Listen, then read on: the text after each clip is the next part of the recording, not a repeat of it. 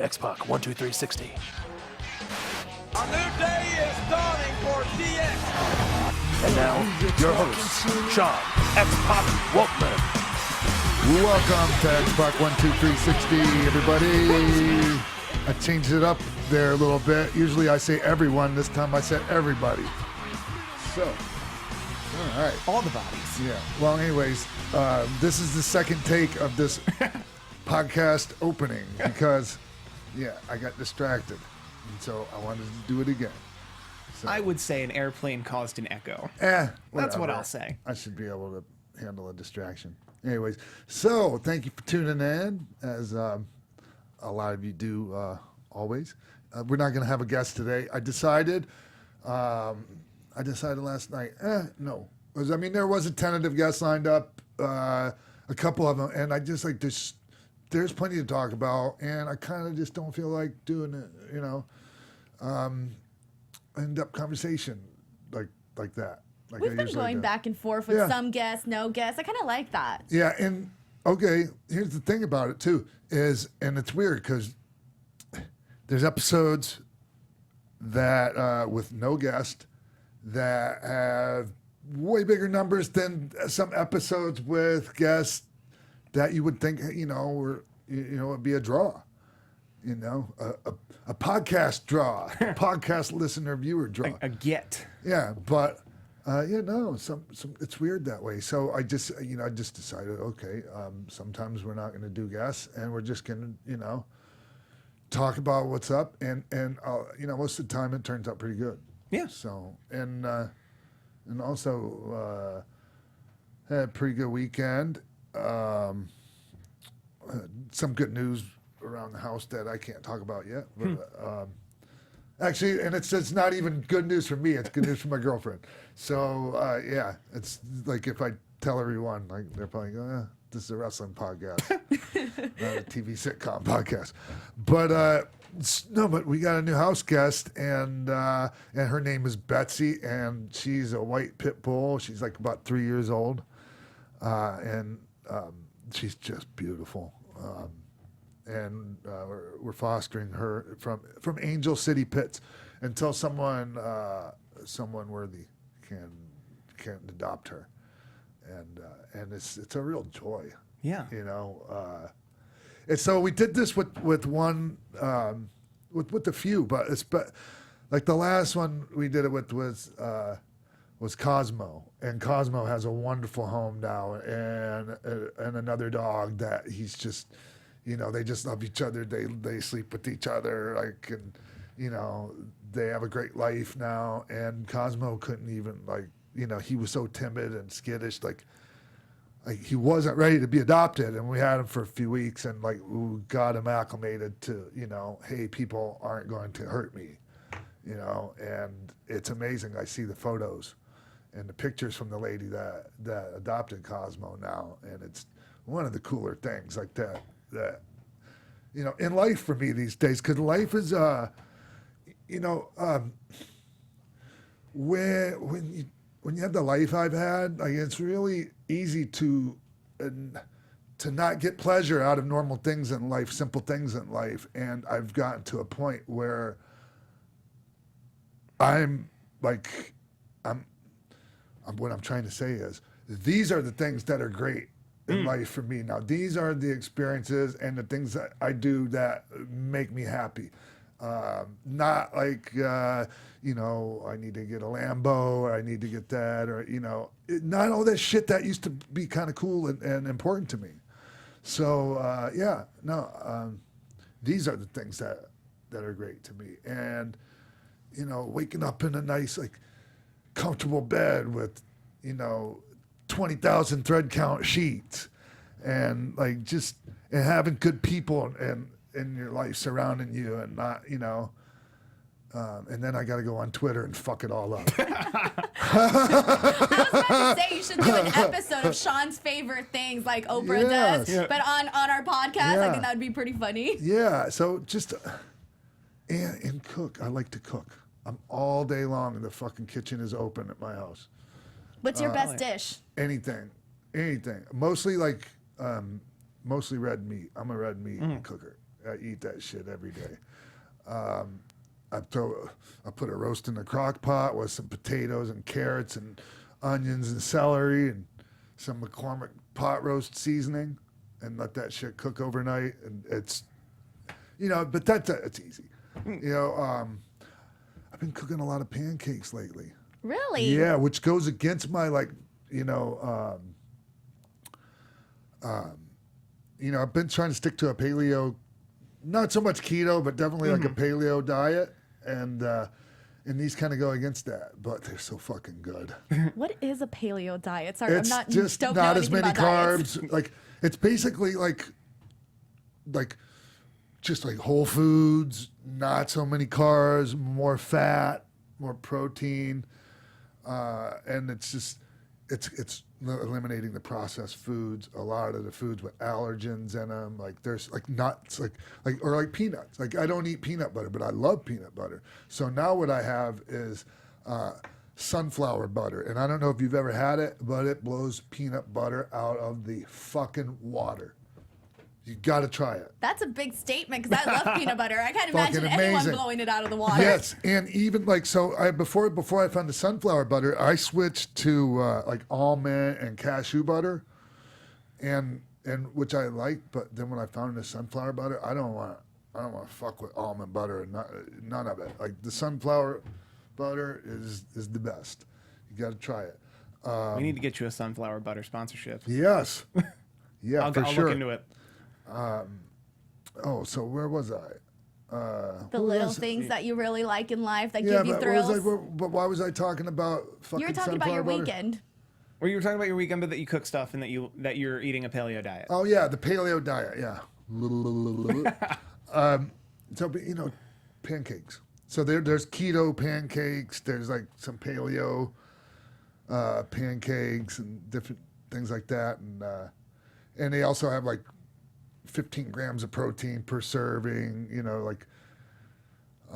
So there are these ones called Kodiak cakes, and they're full of they're just regular ass pancakes that I shouldn't be eating, but they have like chocolate with like little pieces of dark chocolate in them. They got these cinnamon oat pancakes. And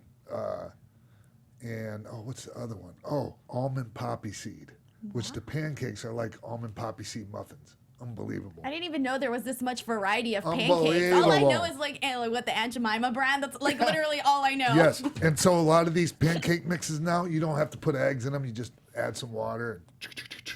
I like my that sound you're effect. Googling pancakes right now, Steve. I'm also We haven't even talked about wrestling yet, everyone. I mean pancakes. That the New Day. We're on task. All right. So okay, enough about pancakes. Enough about me cooking at home. I was thinking about doing some cooking, video content. You should. That would be very different. And also, I'm gonna get this GoPro. There's this GoPro Hero 7 Black camera that Lagana was telling us about. I'm gonna get that, for vlogging and shit like that. Because I want to go bring it not camping. I don't fucking go hiking. There's so many great hiking spots, and I would like to vlog from there. Especially here. There's so many of them. Yeah. This is like the Mecca of It's incredible. trails. Holy shit. I go to a new one and I'm like, I got these old favorites of mine. I don't want to go to a new one. Then I go to the new one. I'm like, oh my God, I can't believe it took so long to come to this one. Anyways. All right, Denise. All right. Well, take the helm. taking it away. So unfortunately, I'm kind of starting off with not so very great news. Last week we had Conrad Thompson on, who was talking about StarCast, talking about the roast of Ric Flair. Prior to that, we had Ron Funches on. So literally, we've been talking about this for weeks now, about the upcoming roast of Ric Flair. And unfortunately, there has been some not so very good news. Unfortunately, Ric Flair is apparently no longer going to be at StarCast. It hasn't been confirmed yet by StarCast themselves, but everybody has basically been reporting that because of his health and his recent surgery that he had yesterday, it's not looking like it's the safest, smartest thing to travel from his home in Atlanta over to Las Vegas. Yes. Okay, so you're talking about the not so great aspect of this, but let's focus on the good part. True. Ric Flair is alive and he's going to be okay. Yeah. And that there's nothing that that is more important than that. And Nate, everybody loves you, and hopefully at some point in the future, the roast of Nature Boy Ric Flair will happen. I can't imagine it not. It could be a standalone event, and it doesn't even have to be a part of StarCast. It could happen at Caesars. Anywhere. The main room in Caesars, also on pay-per-view, also on Fight TV, whenever he's ready. Absolutely. So, we all love you, Nate.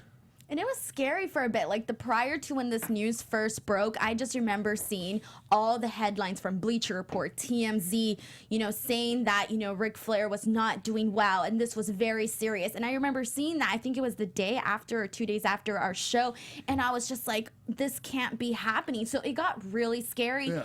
At a certain point. And look, I get this from the websites, the news sites point of view, TMZ even, or whatever. And everyone wants to have the scoop, and they want to be the first one with the story and all that. But I think some maybe not so accurate info comes out, just for the sake of oh, I got the scoop. We were the first one, Or all the info anyone had was that he went to the hospital. He's Ric Flair's age. That's not actually 70, news. yeah. That's not actually news yet. But they all wanted to have a salacious headline, so much so that I was pointing it out that being on the West Coast and sleeping in some weekdays, I was able to avoid this entire thing. Were you? Because by the time I saw the news around 1 or 2 p.m., Conrad had already been like, no, he was planning on having some health stuff. He'll be fine. Everything's fine. Yeah. Yeah, because all I saw was literally some outlets were just posting a picture and then just a sentence, and it didn't even link to an article or anything because they just had I need to get this up fast and I need to get the hits and all the retweets right now. And I saw it and I was like, well, what other information is there on here? And I was just waiting, for my old reliable sources, for websites that I personally follow to see what they wrote. And it wasn't until they put their stuff out where I was like, okay, now I'm informed of what's happening. But prior to that, I was like, what is happening here? It's frustrating. And I get it though. At the same time, I'm trying not to be I'm trying not to be too condemning over all of that, but just that's the way everything is. It bothers me. Yeah, it felt a little clickbaity. Yeah, and look, hey, so there's been and in these days, when you do video content and you put content up and all of that, there has to to get people to click on it. Yeah. I mean, there's going to be, to some degree, some clickbaitiness. It's just to what degree? You know? I mean, how fucking ridiculous do we have to get with it? As someone who's... And I'm not talking about this. I'm talking about you're talking in general. And yeah. as someone who's has to write some salacious titles to get people to click. So you know what I mean. The one solace I take is it's not clickbait if you deliver. If it's blah, blah, blah, talks about blah, blah, blah, you delivered on that. Blah, blah, blah, talked about blah, blah, blah.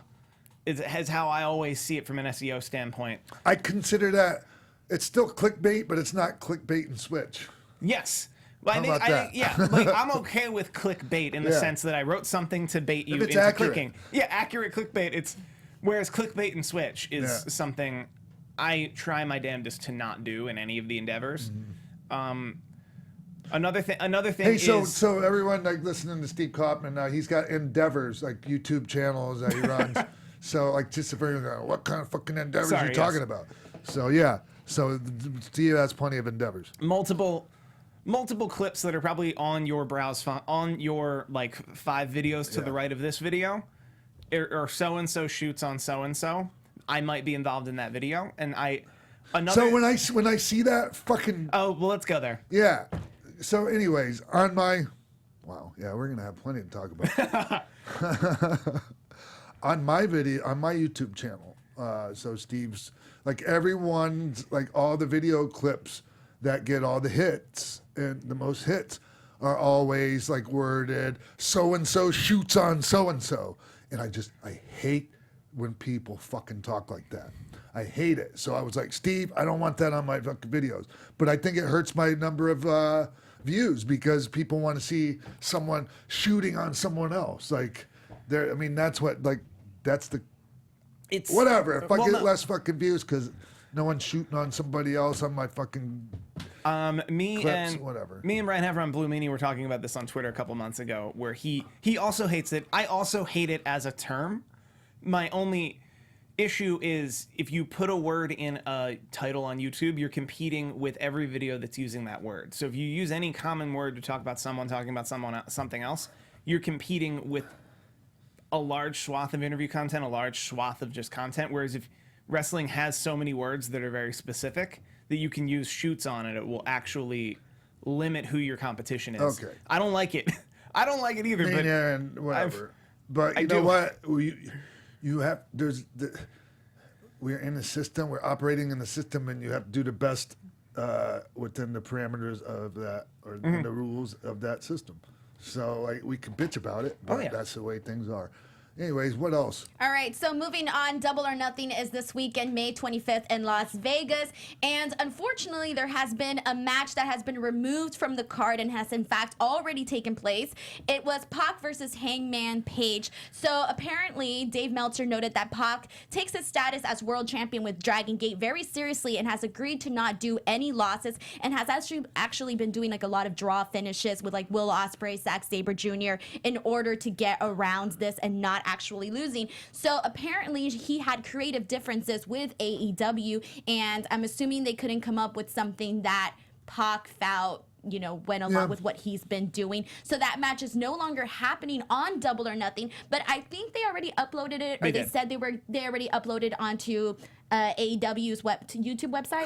Correct. Yeah. YouTube.com/all-elite-wrestling. There you go. So that has already been uploaded there instead. I guess Pac agreed to do it that way instead of actually having it happen on the pay-per-view itself. Interesting that this.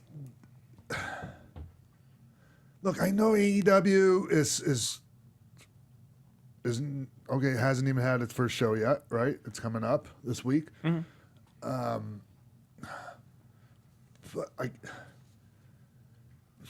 that's that's the potential problem with people not being exclusive. I mean, it shouldn't be an issue.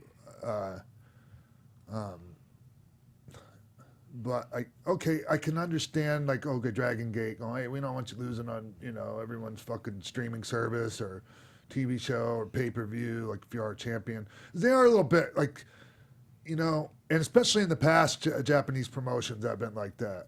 Like, I remember having to have some DQ finish with Sabu first time I wrestled him because, like, I was, you know, I was just going for New Japan, and Sabu was a FMW guy.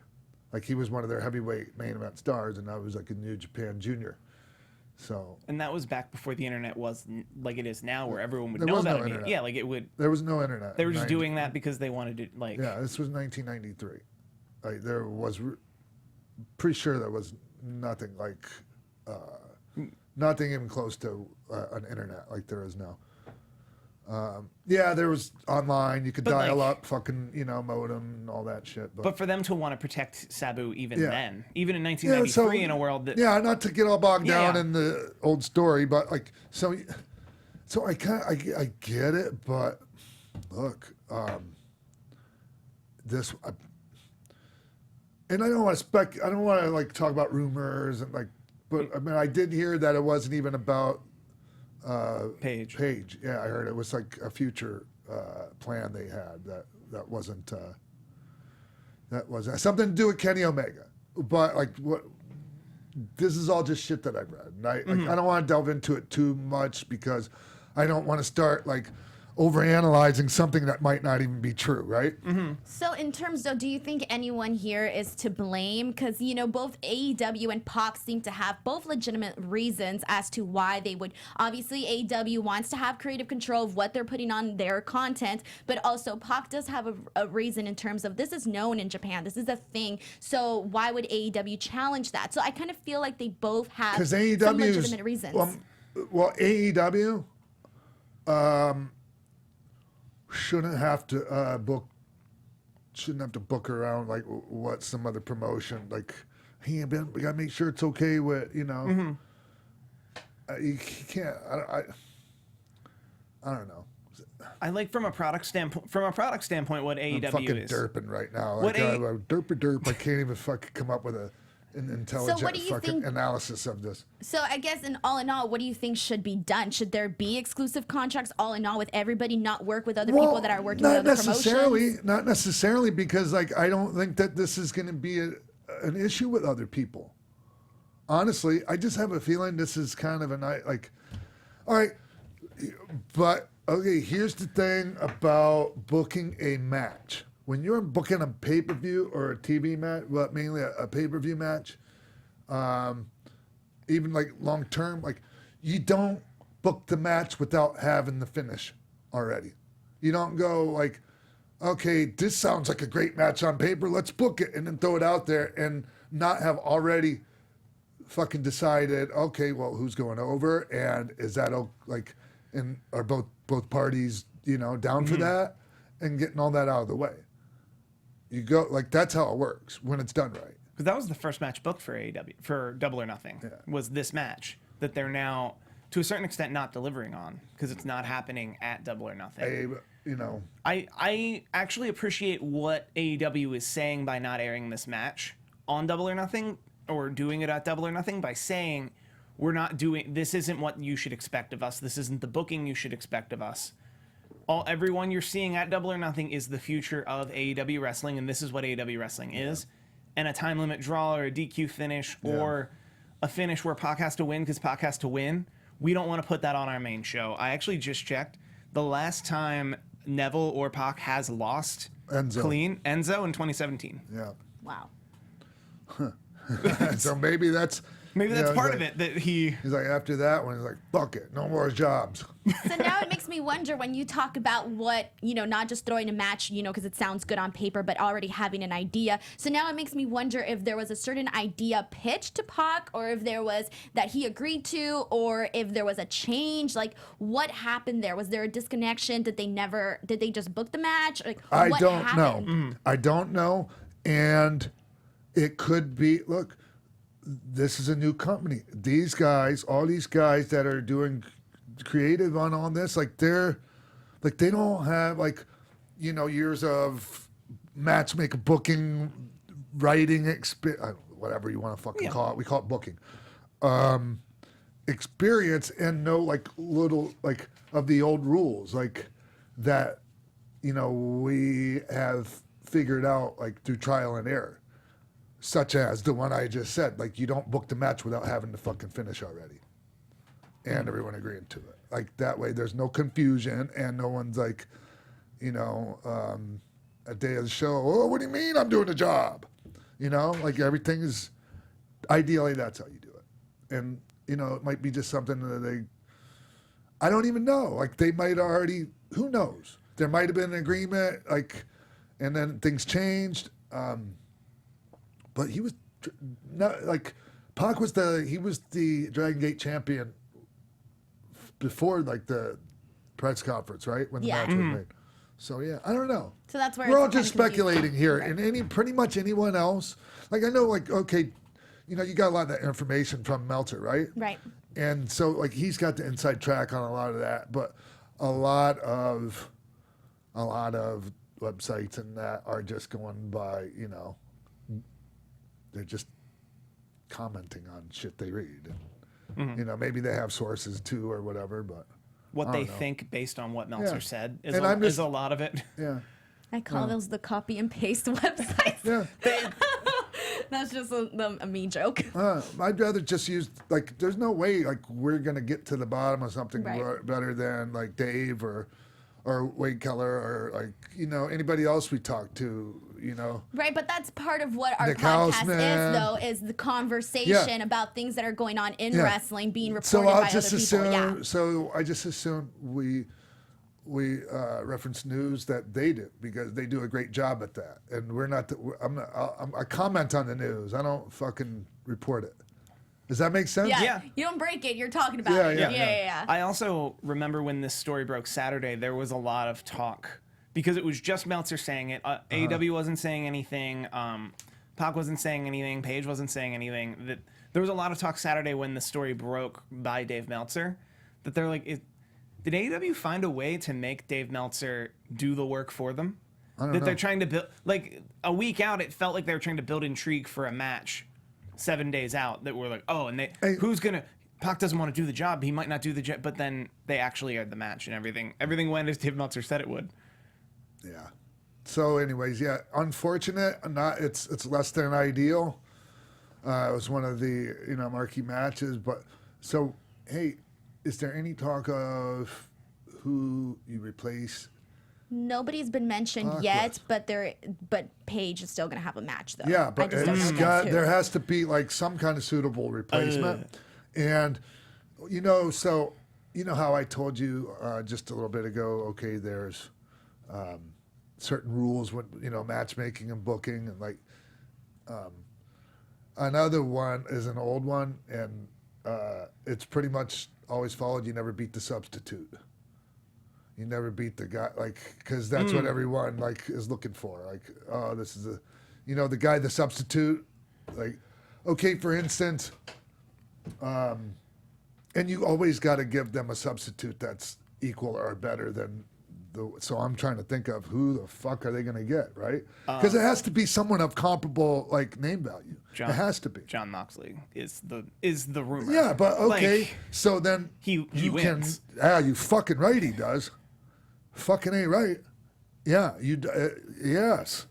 So I mean that was I thought about that, and then I don't know. Maybe they could get something they can. Work a deal with somebody and somebody on loan, or you're just trying to come up with something, and I think they will.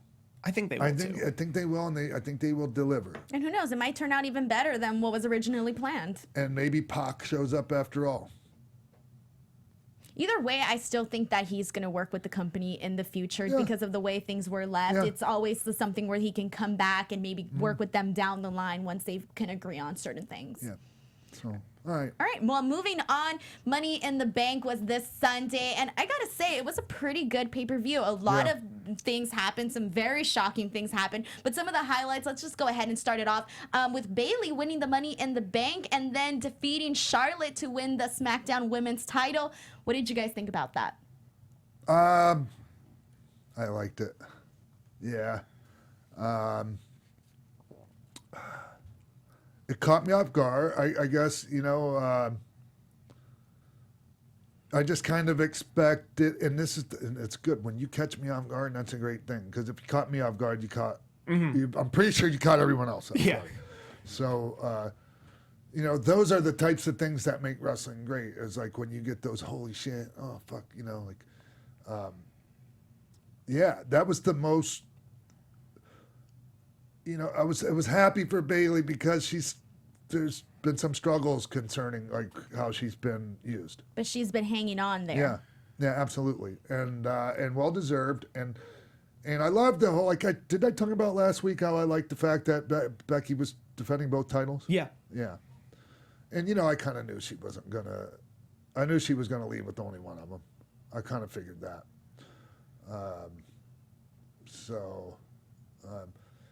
Honestly, I was kind of surprised they had Lacey do the tapping.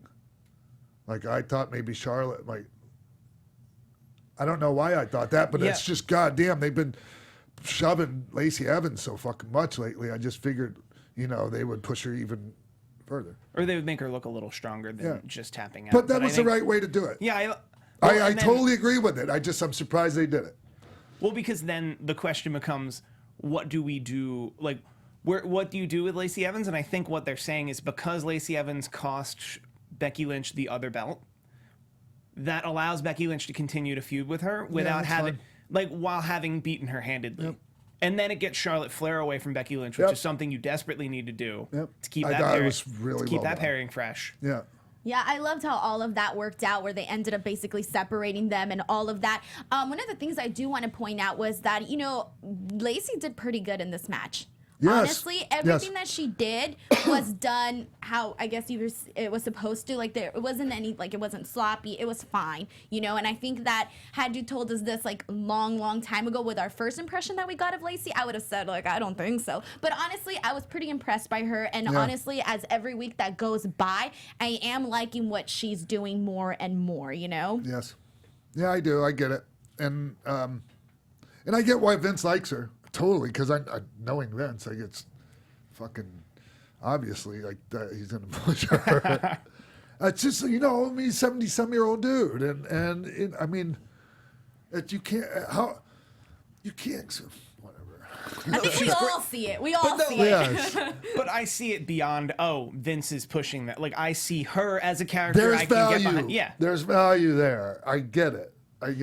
Yeah, and I think it works out, pretty hilariously, especially right now with everything that's going on in politics. She has her woman's right, and then you have Becky the man, so it kind of plays into that. There's like subtle hints about what's going on in real life and what's going on there. So yeah, pretty interesting.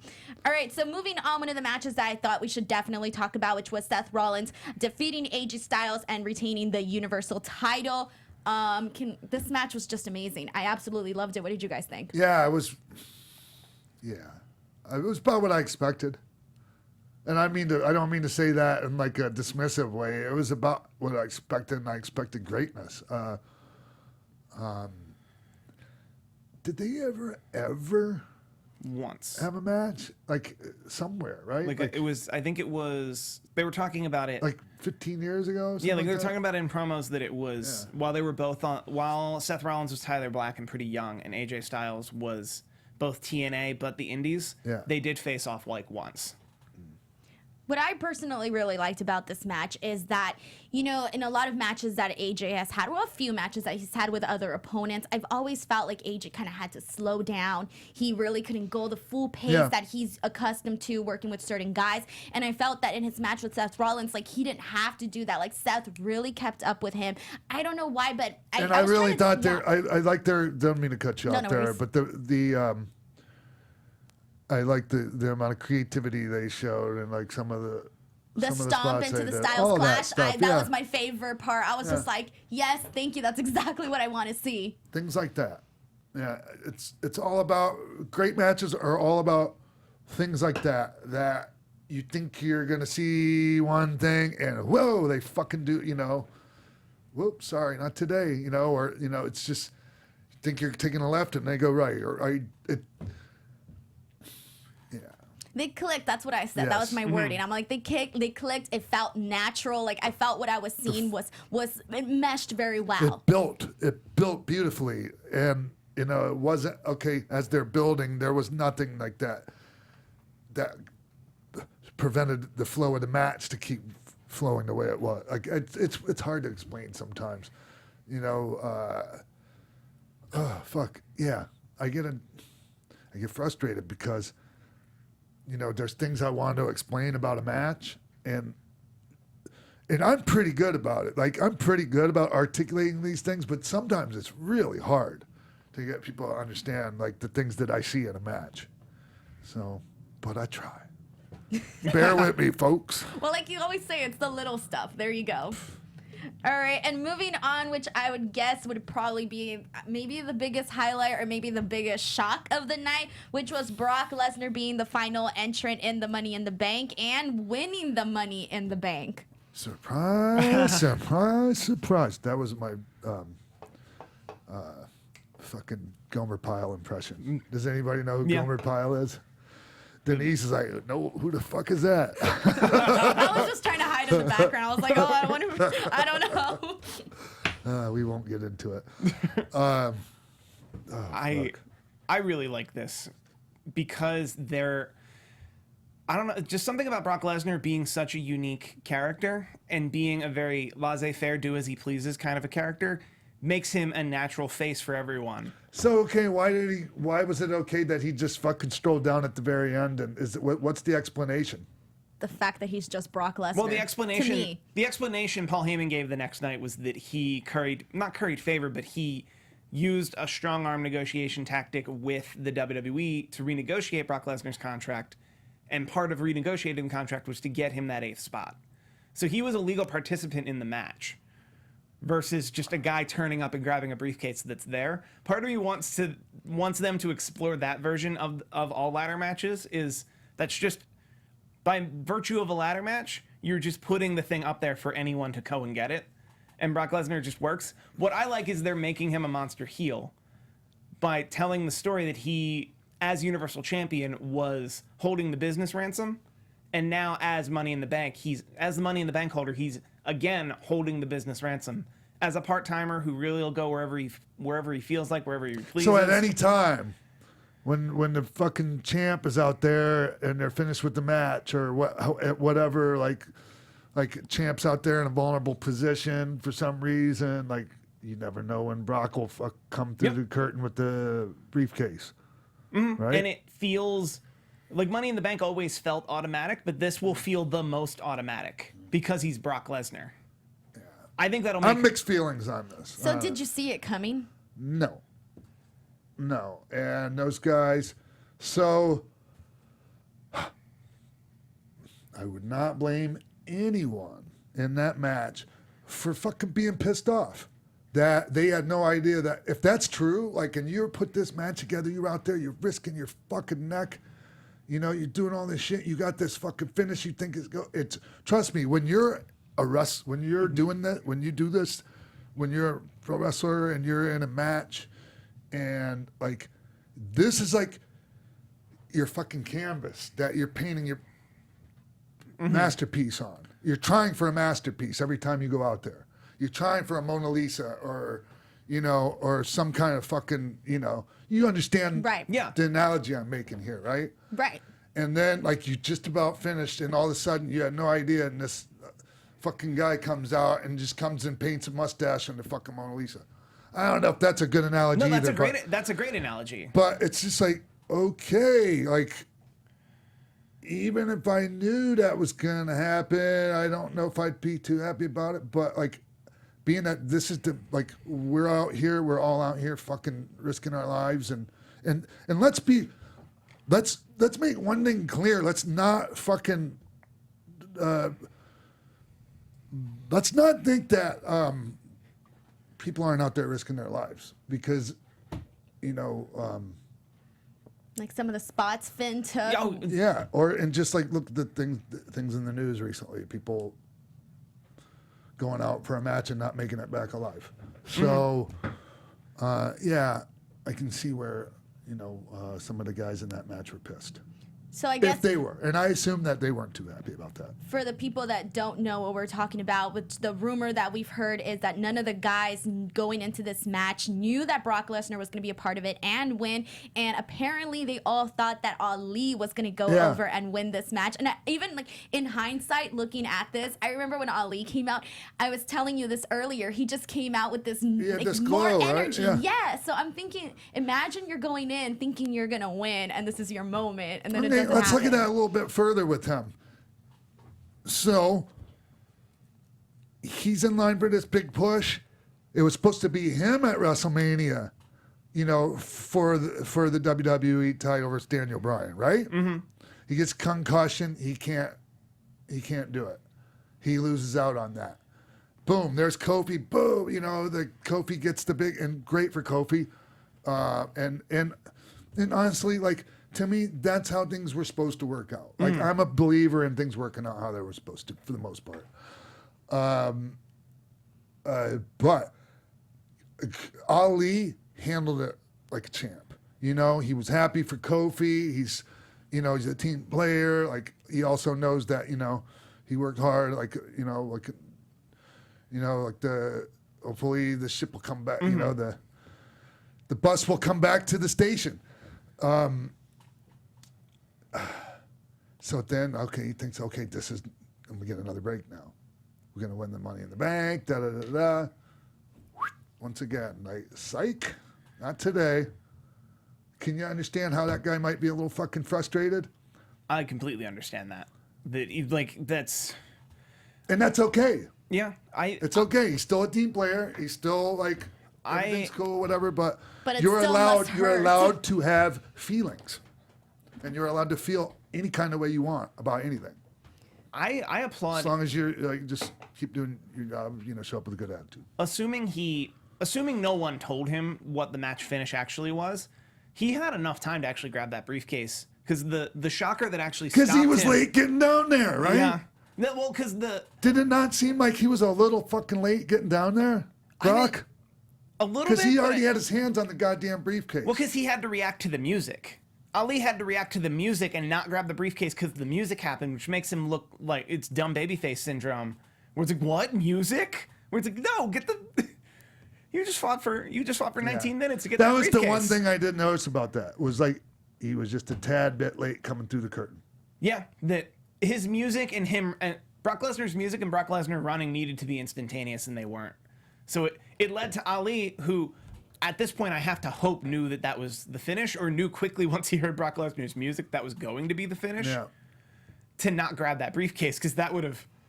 Because that would have been something that he would have... Would you think that's something that the referee would have told him like ahead of time, or something that he had to figure out for himself? I have no idea. I'm going to make an assumption that maybe like the ref did mention it once he was on his way to the ring. I don't know. I don't fucking know. But that doesn't seem unrealistic that they told him up until him climbing the ladder that he's winning the match, and I then can see that. Vince says Brock's going over while he's climbing the ladder. Oh no, I've been involved with like they've sent word out like while he's in the ring. I'll do that again. That spot would look like shit. Do it again, right in the middle of the fucking match. And How then does that make you it. feel when you're out there and you have to like redo something You or get used change to something? it. You get used to it. At first, it fucks you all up, but then it's like okay, when you're not on live TV, it's okay. Scott Hall was one of the best at it. If the guy, especially if the guy fucked it up, Scott would just look at the camera and go, "Take two," and he would fucking do the same thing again, right in front of everybody. And then they would have an editing point, and that would be it. And yeah, you would never know when you watch the match. But on live television, I could just imagine for maybe a guy that doesn't have that much experience, it could be like nerve-wracking, But I don't know. That's just the thought.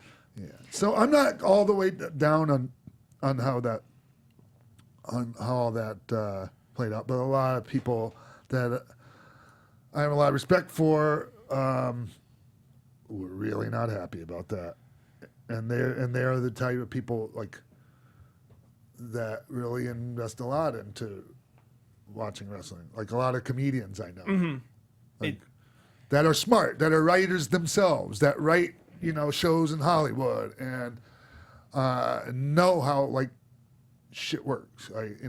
As far as writing, like so, because I mean, WWE has writers now. It's not just a booking team. Like they have actual TV show writers, and it's so. I don't know. But I think now I'm just kind of babbling. No, but there's a point to be made about Money in the Bank. What Money in the Bank should be versus what they use it for. Money in the Bank should be Ricochet or Andrade. It should be a mark of the future that in the next 12 months we see world championship potential in this person who is not an unknown but is a mid-carder or fairly new to all of this. Yeah. Historically they don't use it that way. So given that they're not going to use it that way, I prefer Brock Lesnar over Randy Orton. Over the more obvious choices of the participants in this match. Braun Strowman again would have been pretty stale. I also want to make a prediction for a very long-term piece of storytelling. If Brock Lesnar loses his cash-in, I think it's all for everything. That if Brock Lesnar loses his cash-in to make someone like Seth Rollins or Kofi Kingston or someone in that ilk look very, very strong, then I think it's worth a 19-minute match for him to win the briefcase because he doesn't want to participate in the match, to then ultimately lose anyway, and then be slayed as to be a beast that's slayed. Yeah. I don't know if they're thinking that long term. I don't know. I don't know either. All right, before we move on, I do want to add one thing about Ali, is that I don't know how many people realize this, because I didn't realize this, what a huge fan base he actually has. Out of all the interviews I did WrestleMania weekend, his interview, I swear, did like quadruple numbers. The amount of comments of people just saying how much they love him was astonishing to me. I could not believe it. And I had no idea how strong his fan base was. So I think that they really have something there with Ali. So just pointing that out. I think they know that. right? Like Yeah. so, They would have if to, you right? can tell that off of your, they know. can tell that off of their Fuck YouTube yes. channel too. But it was just news to me. I was just like, okay, well now I'm seeing it. All right, but moving on to basically Raw, the night after, the big thing that happened was the announcement of the new bout with the 24/7 bout, which I guess you could say sort of had some mixed crowd reactions and some mixed fan reactions all in general. I don't think it was explained right. I don't think it was like because the actual once the the title was won, so to speak, like, and then all that stuff started happening, the people were into it. I thought. Well, I mean, it was good. I thought it was good TV. Like all the different title changes and our truth and like all those things. I like that. That being said, I think the championship belt looks like shit, and I just think that it's the name of it sucks. The 24/7 title, like, there's got to be a better way to Or just the WWE Network Championship. I don't that know. it only gets defended on the WWE Network, but that has a 24/7 rule because of the nature of the WWE Network. Well, I think they could have. I don't like it either. I think the way he explained it was a 24/7 bout, but then he said something about the third hour of Raw. So it kind of got a little jumbled there. But I think the fans got more excited once he said that anybody from any roster and even legends could come in and get this bout. Yeah, I think I might go have a fucking 24/7 title reign. Hey, 2019, still early. Yeah. So, yeah. All right.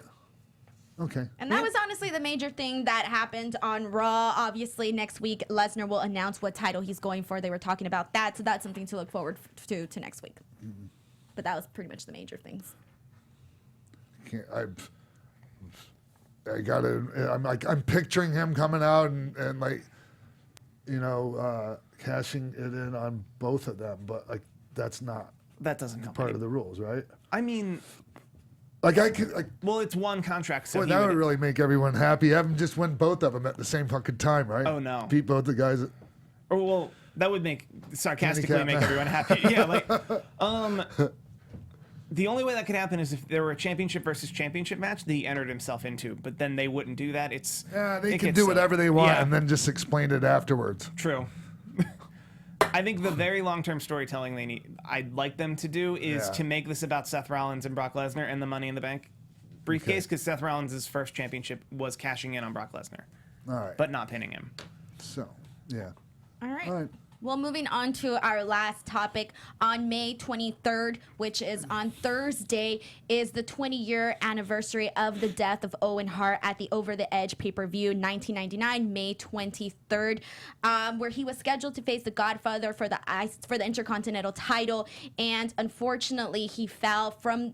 He was released prematurely from the rafters, falling 70 feet.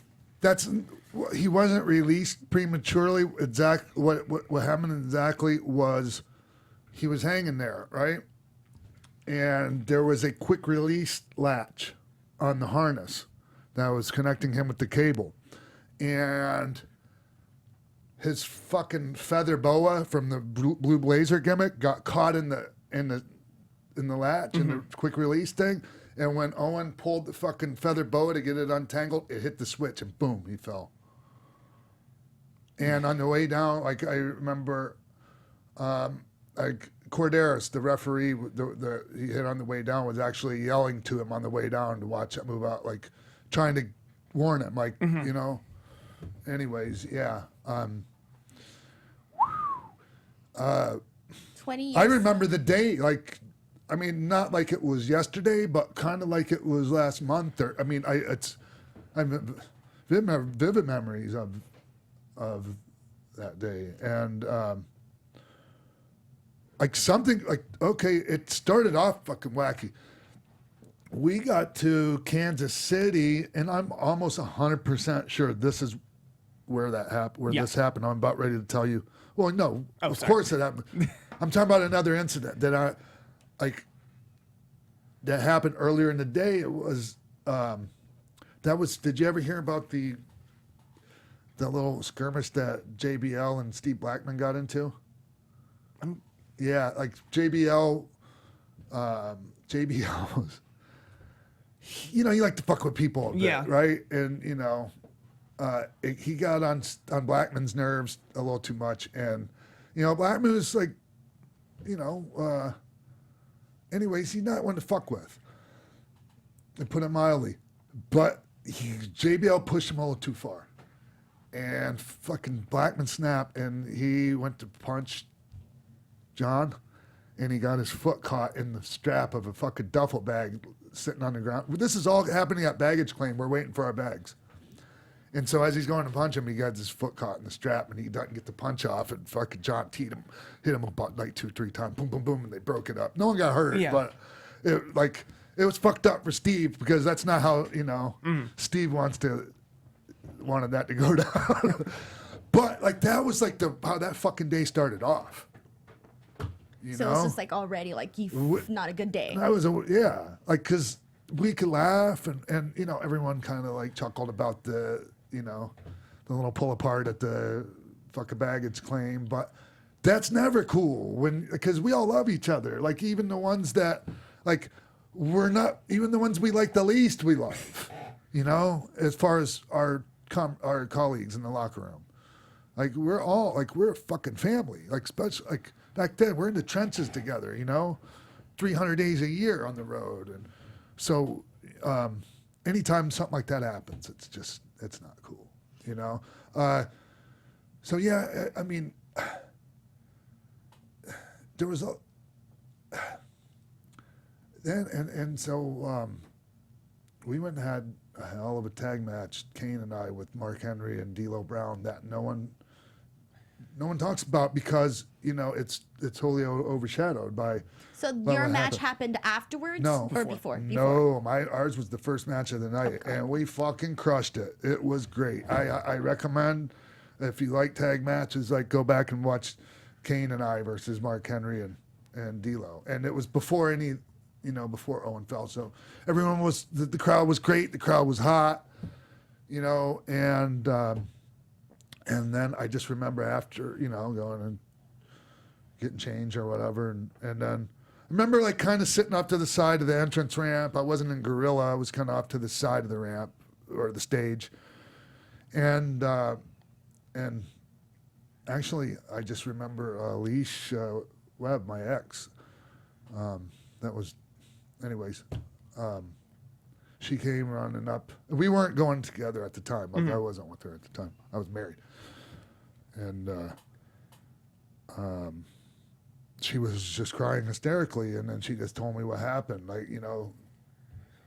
and I didn't see the drop like she did. Like it was, and then, but I'm backstage, and I remember him being wheeled back on the gurney and then working on him, and he was gray, and it looked like he was breathing though, but it was really like the CPR and the mouth to mouth or whatever they were using for the, not the, there's that thing that you squeeze like for the, it's kind of like mouth to mouth, but without having to fucking. I don't think it's a respirator. Whatever, I don't. It's like but people know what respirator. I'm talking about. And I remember, and I vividly remember Shane, like going, "Come on, Owen, come on!" Like he was like, I vividly remember that, and then I remember, him being taken away, an hour later, half an hour later. We're all wanting to know what the fuck, and they don't want to say anything to anyone, and the rest of the show goes on, and everyone's going out there in their match, all fucking just completely a mess. Like everyone's just a mess, right? And I remember going up to Ed Ferrara at the time, and I'm like, "You fucking know, what's happening." He's, and he goes, "Yeah, he's dead. He's dead." But they hadn't said it to everyone yet. So that's how you found out? And how did the rest of the talent find out until the announcement was made? Yeah, but like I don't know. The mentality was like, it's telling everyone before the show is over isn't going to maybe help anything. I don't know, and I don't want to be too judgmental on people Like, because everyone can say, this is what I would do in this situation, and we think we're sure about that, you know? But if you've never been in the situation, you only think you know. Well, that's what I was going to ask you. I guess you can say there's two schools of thoughts whether or not that show should have been continued. In hindsight, do you think you have a different opinion than what you had then? I don't. I'm not condemning either. If no matter which way they would have gone with that, I'm not going to condemn it. No way. Nope. I'm not going to fucking. Yeah. I'm not going to tell somebody else that they should feel a certain way about it, though. I had a pretty, I don't want to say a strong opinion, but I was always, from an outsider's perspective, initially thought, oh, well, I don't know why they went on with the show, until I actually met someone at a WrestleMania years ago who was at this show in Kansas City, who told me their firsthand account was they played a video package, something happened in the ring, the vast majority of the people didn't see it, Owen was wheeled out very quickly, and then the show kept happening. So from his perspective, he was saying that to end the show would have just not seemed right to him, and it would have been very difficult to, because at that point, how many matches? 4 matches would have happened for a live show, a rabid crowd, a Sunday night pay-per-view at the height of WWE's popularity. Just get a bunch of people out of there. You would have to tell them why. Yeah. So yeah. Okay. Everyone's welcome to. Yeah, and like everyone's welcome to have their opinion on it, and everyone's welcome. Like I said, I'm not going to say you're wrong for having a certain feeling about that. So, Sean, did you at all, or do you know if Owen rehearsed this prior to the show? And did you see him rehearse this? No, I didn't. I don't know enough about that part. Like, he very well may have. Fuck. I tell you what, it wouldn't be me, because like it would be, if I had to do that, I would do it one time, and that would be fucking showtime. Mm-hmm. I am so fucking afraid of heights. There's no way. Well, correct me if I'm wrong. Didn't he not want to do this spot? That's what, he never told me he didn't want to do it. Some people said that. And that, that very well may be the case. Fuck, it's scary as shit. I was going to say, you saw Sting do it multiple times, right? Yeah. I was going to ask you if you had seen Owen do the rehearsal. I wanted to know if you saw a difference in terms of how that was executed. But now that I know that you didn't see Owen do it, it makes me wonder, like, it seems so natural, and we've seen Sting do it so many times, and we think, it's no big deal. But it really is, though. Yeah. But one of the other questions I had was, who called Brett to tell him what happened? Oh, my God, I have no idea. No idea, but it was Vince that called Stu, because Stu that's the father, and wow, I remember Stu's. Fuck. I remember like apparently Stu said something like it was.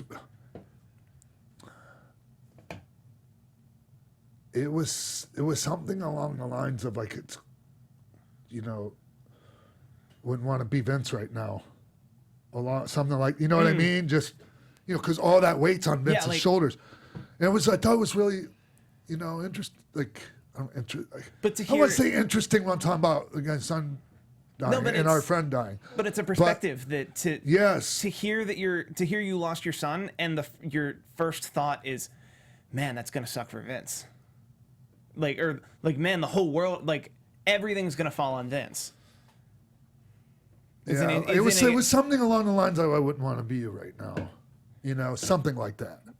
I'm paraphrasing. Yeah, but promoter to promoter, probably to a certain extent. Of, man, this is. So now, obviously, afterwards, a lot of the Hart family, or maybe most of them, were upset with everything that went down, right? So now, in terms of how the talent felt, was there a struggle to kind of get everybody back on the same page after this thing happened, where obviously there's this rumor going around, hey, he didn't want to do it and he was still forced to do it, and now this happened, and how do you kind of get back? Well, first of all, no one's forced to do anything, but you can feel pressured or like not want to be the one that rocks the boat and end up going along with something that you're not comfortable with. But I don't know how that can be blamed on the company. Like if we don't speak up, you know, something like that. Because it's not like, hey, it's not like they're asking him to go out there and do something like incredibly offensive or politically incorrect. And he's going, you know, I don't want to do it, but I'm afraid to say anything.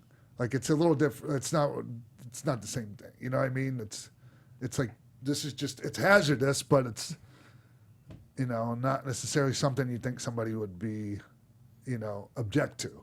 Right. Well, I remember. Does that make any sense? Yeah. Am I explaining it myself right? Yeah. A while ago on the show, you mentioned something about not wanting to be the guy that says no to doing something like a dangerous spot, for example, like falling off the cage or something. Like you don't want to do it, but then you also don't want to be the guy that says no, you know? Yeah. I remember you mentioned something along those lines, so I wanted to know that fell into that, you know? Oh, you talking about like, what are you talking about? When I did the thing with the cage, when I came down on the cage? You talked about something like this earlier on the show, like so last anyways, year or when something. we were setting up WrestleMania 15, Shane McMahon versus myself, one of the segments we did was Shane wasn't doing an in-ring, and he was like, you know, talking to the camera, but he was talking to me, and he was shit-talking, and a cage lowered down. And I was not like a little rat cage like you see right there, but a big cage, you know, cage around the ring. And it lowered from the roof. And I was on top of the cage when it lowered down, and the people went they fucking popped big, and I jumped down, and he was trapped in the cage with me, and I beat the shit out of him, and the place went nuts, and it was great. But I climbed from the fucking rafters, you know, like that, the catwalk on the ceiling, you know, like 80 fucking feet above the arena floor, and with no safety harness, with no any kind of safety equipment, I climbed over the catwalk down onto the, you know, onto the cage and held on for dear life. Like I was so fucking scared. If I would have sneezed or if I would have had like some kind of a little twitch or something, I very well could have just fell right the fuck off and died. My hands are sweating hearing you tell the story. I was so fucking scared. So scared. But, you know, I was at the same time happy to do it. If that makes any sense to you, because it was some really cool TV. So there was my thing. Like, okay, I'm deathly afraid of heights. Shouldn't have probably done that, but they didn't have to twist my fucking arm to do it. They didn't. Right. So it's like, you know, I can sit and tell the story afterwards, but I'm not blaming them for any of that. Like, we didn't, you know, I mean, the Owen thing obviously didn't happen yet, else I would have never done that. So, anyways. Well, you know, one of the things that I wanted to also talk about is that, you know, we don't want to just talk about the tragic death of Owen. You know, obviously it is the 20-year anniversary, but I wanted to actually ask you, you know, Owen was known for pulling ribs. I wanted to know if he ever pulled one on you. We pulled a lot together on other people. And actually, Owen did. Like, he would... Okay, so there's this one time. And Brett writes about it in his book. And we're all like overseas, and I can't remember where we were. Like, we were definitely in either Europe or Israel or something like that. And I don't know what happened, but like I was going back and forth with Oscar from Men on a Mission. He's just like, he's not a wrestler. He's just like this kind of, you know, he's this overweight, like, rapper. Like, he's not an athletic bone in his body. But, like, I was just fucking around with him, and Owen was stirring it up. And Owen, like, got it all stirred up to where, like, and I was just, like, playing around with Oscar, but, like, it got kind of physical. And, like, I started, like, anyways, it got kind of physical to the point where, like, Owen, like, stirred the pot so much that it turned into a shoot for Oscar. Yeah, and it was like, you motherfucker, Owen. You know, I know you had to be there, but okay. So Owen and I remember Owen had a hard time sleeping. Owen and we would travel together and share a room, and Owen would put fucking he would put shades over his eyes, and he would put he would tape the curtains or put aluminum foil in the window to keep the sun out. He had that hard of a time sleeping. And sometimes, we were over. WWE did a tour of Japan in '94, and we were over there together. And so we were both jet lagged, and we were up fucking 2 in the morning, 3 in the morning, and we were bored. So Owen liked to prank call people. And so, he got on the phone and kept calling JJ. JJ was the head of talent relations. I don't know if it was called talent relations yet, but JJ was over there with us. He was kind of like tour manager, JJ Dillon. And so Owen just kept calling his room, kept him up all goddamn night. And so Owen and I are in the pool, and here comes JJ, at 8 in the morning, and he looks like, you could tell he hadn't fucking slept a wink. And just, it's not that funny, as I'm telling it, but... Owen, on that same tour, there was this guy named Bill Dunn, and he got drunk and sorry, my phone went off just now. He got drunk and cocked off to I think Jack Lanza or somebody that you need to have respect for, and that's all we needed. So I just remember Owen getting telling the front desk he needs a new key for his room, and somehow he managed to get them to open the door to Bill Dunn's room, and we went in there. I was part of it, and we took all his clothes, and some people might think this is a dick move, and yeah, in hindsight it was, but it was fucking funny to us at the time. We ran the tub and dumped all his clothes in the tub, and then bought all the dirty movies on the fucking pay-per-view in the hotel. Took all the light bulbs out of the room and put them in the top drawer of the dresser, so you couldn't see anything.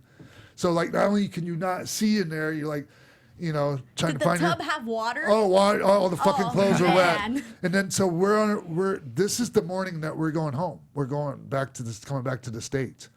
We're on our way to the airport, and he's not down there for the fucking bus, and it's God damn it, Bill! What the fuck? Hurry up! And he comes down. He's in some fucking buddy's borrowed T-shirt. I think he's got an Ico Pro ragtop sweatshirt that everyone used to have, and some sweatpants, and he's all disheveled looking, and it's anyways, yeah. He had to go home like that. That's pretty sad. Yeah, I could tell. I could keep on going. And he used to fuck with Brett a lot too, and I don't know if Brett gets sick of me telling this story.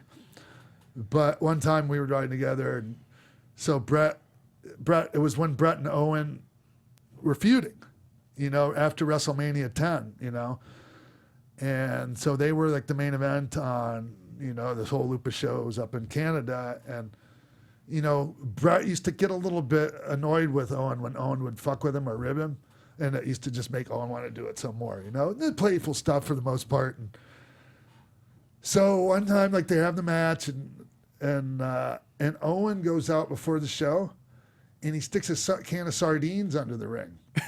Yeah, and so okay, they're in the match, and he's getting heat on Brett. Owen's getting heat on Brett. Brett's down. He's vulnerable. Oh Jesus Christ, my phone. Sorry. Anyway, sorry about that, everyone. Right in the middle of my story. So Brett's down selling. Owen rolls to the floor, reaches under in the ring, and just sticks his hands on the sardines and gets his fucking hand all full of sardine juice. And he rolls back in and grabs Brett in the fucking rear chin lock and just rubs all the shit in his face. They finish the match. Owen, because Brett, after Brett wins, he takes this long, victory lap, and it takes him 5 minutes to, soak in all the cheers and everything. And by that time, You know, Owen was out the door and we were in the car and fucking gone. You know, before Brett got back. And did you know he was going to do that ahead of time? Kinda. Oh my God. Well, one of the other things I wanted to ask you is, not a lot of guys could work your style, but Owen could. What was it like working with him? Oh shit. So, yeah, okay. People always talk about my match with him at King in the Ring. It was 4 minutes, and everyone goes, "Oh, it's the best 4 minute match of all time," and whatever. It was a really good one.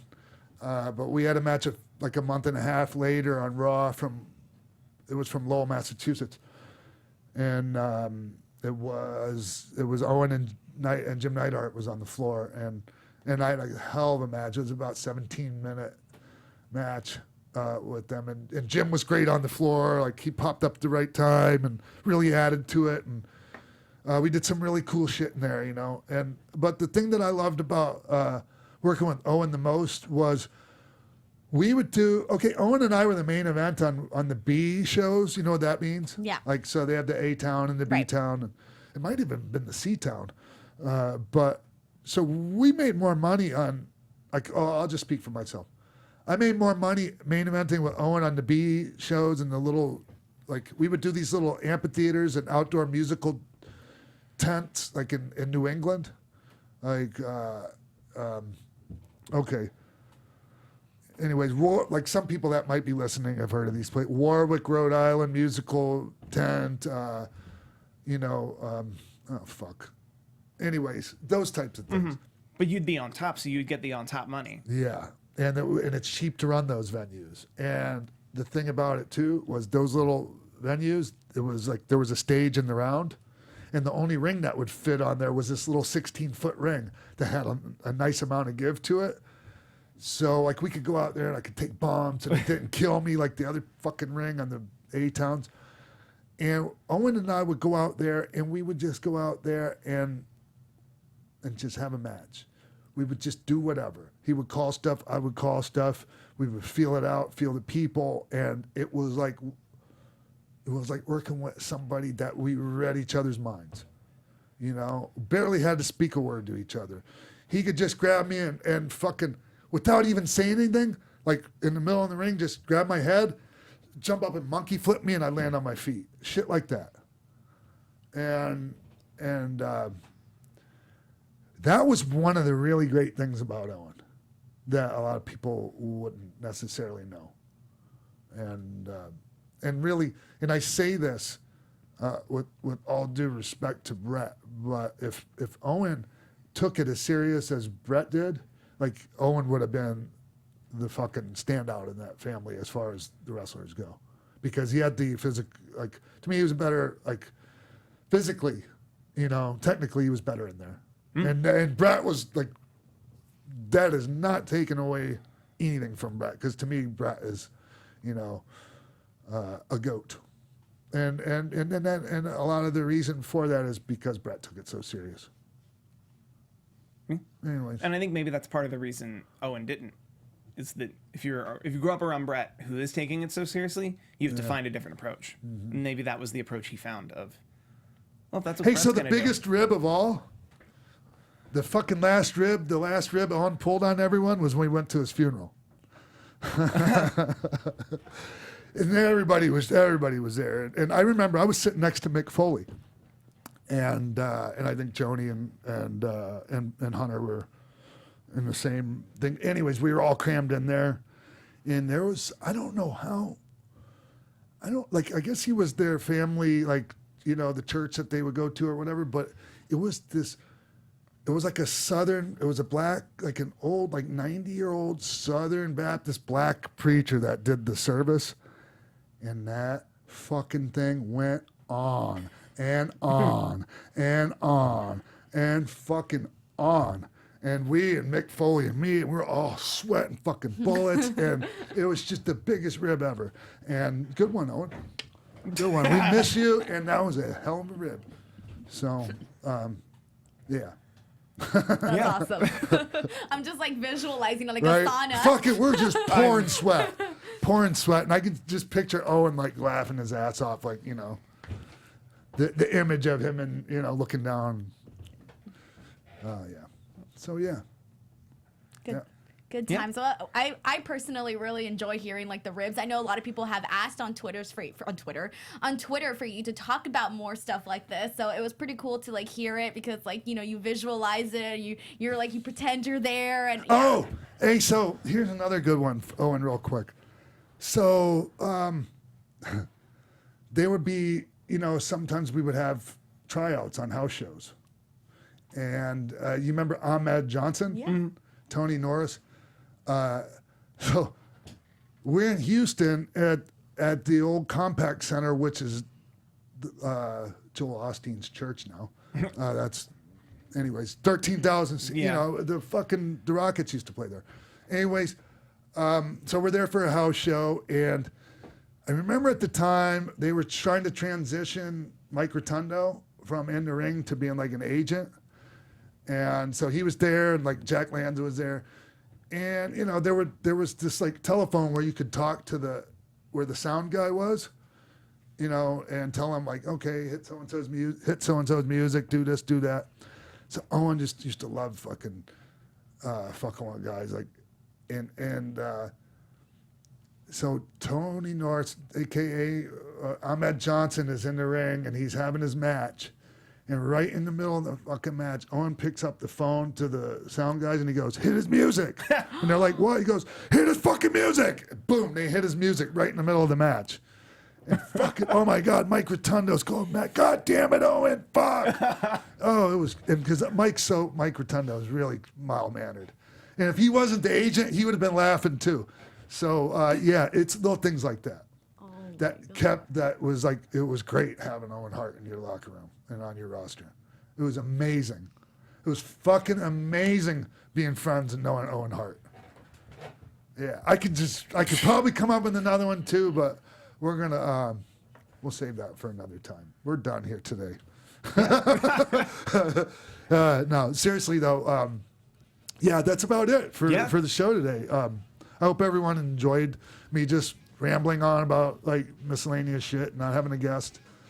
But Denise, go ahead and take us home. Before we go, guys, don't forget to follow us on Instagram, Xpac12360, and on Twitter, Xpac12360 Show. Make sure to check us out. Also, if you haven't yet, please leave us a review on Apple iTunes. Those really help out a lot. So rate us 5 stars, guys, and leave some nice comments. Also, if you guys want to follow me on Twitter, Instagram, or YouTube, I'm at _Denise Salcedo and youtube.com/Denise Salcedo. Also, there might not be a pre-roll in this, so I'll mention we're on Spotify now as well. Oh, good. Xpac12360 on Spotify, so you can find us there if that's how you want to enjoy your podcasts alongside your music. I'm Steve Kaufman. You can find me on Twitter almost exclusively at Steve Kaufman. That is KUFMANN. I'm involved in a lot of YouTube pages, including this one, Eric Bischoff's, Tony Schiavone's, Bruce Pritchard's, and Ric Flair's. All right. Well, I guess that's it, folks. Yeah. I hope y'all tune in next week, because we'll be here.